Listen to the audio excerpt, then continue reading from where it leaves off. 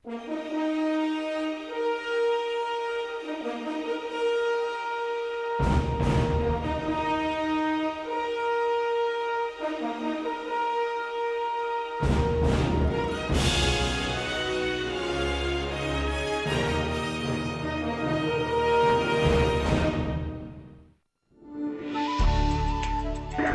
araw sa inyong lahat.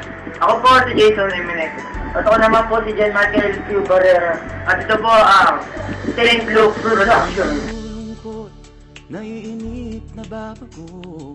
Ikaw ba'y napapagod araw? Ating pong ipinagdiriwang ngayon ang Pistang Pinoy ng isang parte ng buwan ng ito. At ang ating pong tatalakay ngayon ay tungkol sa reyon ng Davao. Ano ba ang Davao?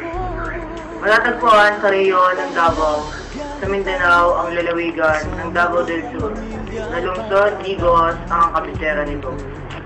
Sa paliligiran ng lalawigan ng Davao del Norte sa Ilaga, Cotabato, Sultan Kudarat, South Cotabato at Sarangani sa kanluran ang Davao del Sur. Nasa silangan naman ito ang Golfo ng Davao.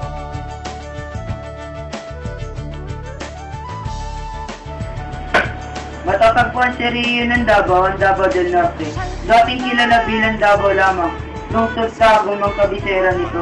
Napapaligiran ng mga lalawigan ng Agusan del Sur sa Ilaga, Bukidnon sa kanluran, Compostela Valley sa silangan, at ang lungsod Davao sa timog ang Davao del Norte. Kabilang din sa Davao ang pulo ng Tamal sa timog ng Golfo ng Davao. Biyahe tayo mula Basco hanggang Ulo nang makilala ng gusto ang Tatagpuan sa rehiyon ng Davao sa Mindanao ang Davao Oriental. Mati ang kabisera nito. Napapaligiran ng Compostela Valley sa kanluran, Agusan del Sur, Surigao del Sur sa Ilaga.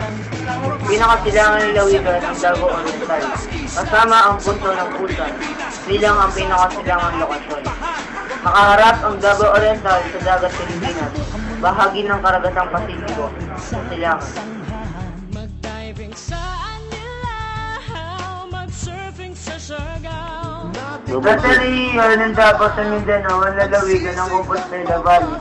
Dati itong bahagi ng Davao del Norte hanggang sa magsarilino ang Kapitolong Marte ng Silipid, Cebuano, Tagalog, Mandaya, Mansaa, Hiligaynon, Ilocano, Oray, Maranao, at Surigao. Ang mga wikang ginagamit sa buong lalawigan ng Compostela Valley. Ang pangunahing ikinabubuhay ng mga taga-Compostela Valley ay ang mga produktong pang-agrikultura, gaya ng palay, nyug, at dati. Nakisaya ka na ba sa pahiyas at maskara?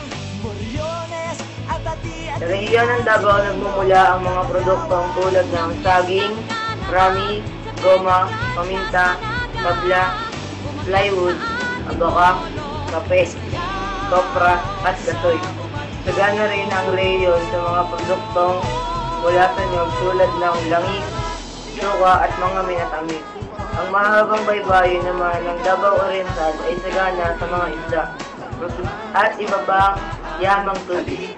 Bukod pa sa mga nabanggit, nagmumula rin sa rehiyon ang mga mineral na tulad ng ginto, marmol, limestone, silak, tanso, manganese, nickel, at cement.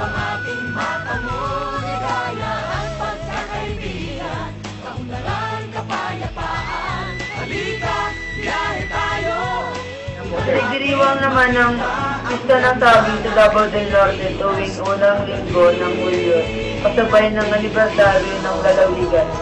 Ang selebrasyong ito ay nagbibigay halaga sa pangunahing produkto ng nag-aambag sa pangbuhayan sa probinsya, ang saging.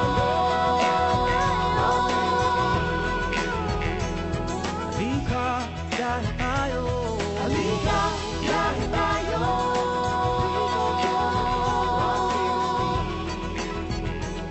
Halika, biyahe tayo. Halika, biyahe tayo. Salamat po sa inyong panonood. Muli, ako po si John Michael Q. Barrera at ako naman po si Jason Jimenez.